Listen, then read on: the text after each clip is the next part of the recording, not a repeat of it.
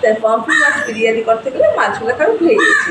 প্রথমে তবে নুন, হলুদ আর লেবুর রস দিয়ে দিয়েছি, যাতে কাঁটাগুলো আরও নরম হয়ে যায়।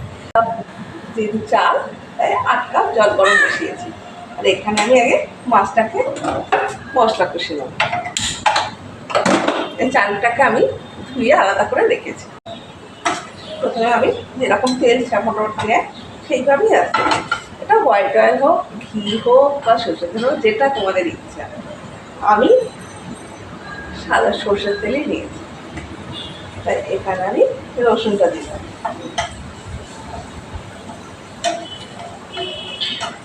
পেঁয়াজগুলো দিয়ে দিলাম।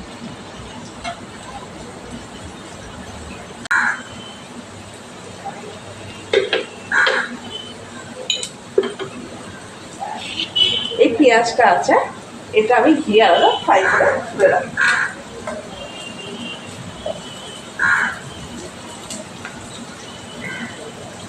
আদা আর টমেটোটা দিয়ে দিলাম।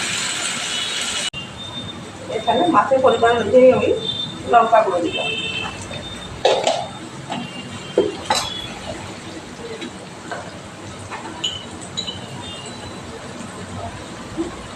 হলুদ দিলাম।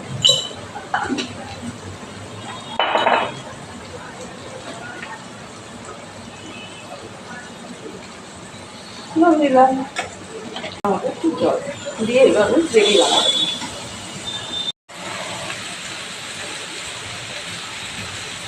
দেখো মাছের জায়গাতে তেল বেরিয়ে গেছে, সুন্দর হয়ে গেছে না কালার। এবার আমি এখানে জল ঢেলে দেবো।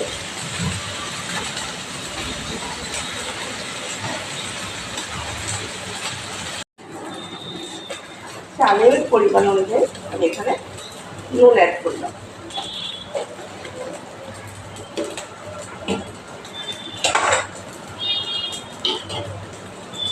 যে গরম জলটা ছিল ওটা আমি এখানে ঢেলে দিলাম।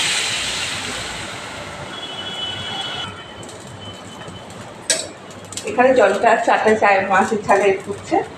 এখানে গ্রেভিটা এখানে মাছটা তুলে দেবো।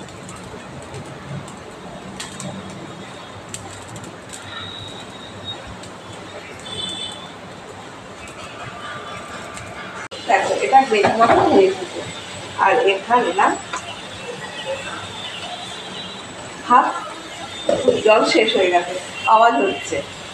এবার আমি এখানে এই গ্রেভি দেওয়া মাছগুলোকে একটা একটা করে সাজিয়ে দিই।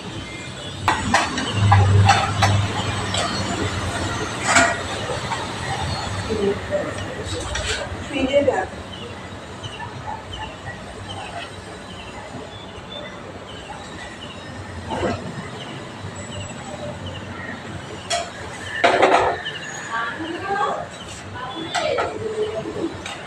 তো করে সাইডটা দেখো ছাঁকিয়ে দেবো।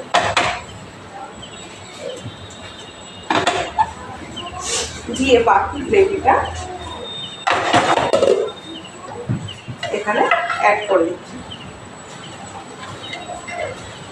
করে বারবার একটু করে ছাঁকিয়ে দিই, তাহলে এদিক ওদিক হয়ে যাবে, মাছগুলো ভাঙবে না। ওর মতন করে একটু আস্তে আস্তে মরবে, জুসটা ওর সঙ্গে ভাতের সঙ্গে মিক্সড হবে। আমি না আওয়াজ শুনি জানো, চপচপ করে যেই হবে ভাতটা হয়ে যাবে। আমি এখানে একটু বিরিয়ানি মশলা গন্ধ দিচ্ছি।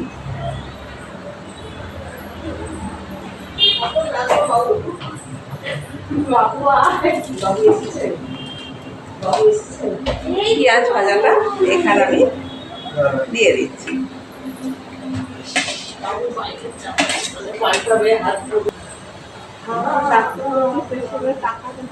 আমি এখানে একটু মরিচে ছড়াচ্ছি। অফ করে দিচ্ছি। এটা হচ্ছে পমফ্রেট মাছের বিরিয়ানি।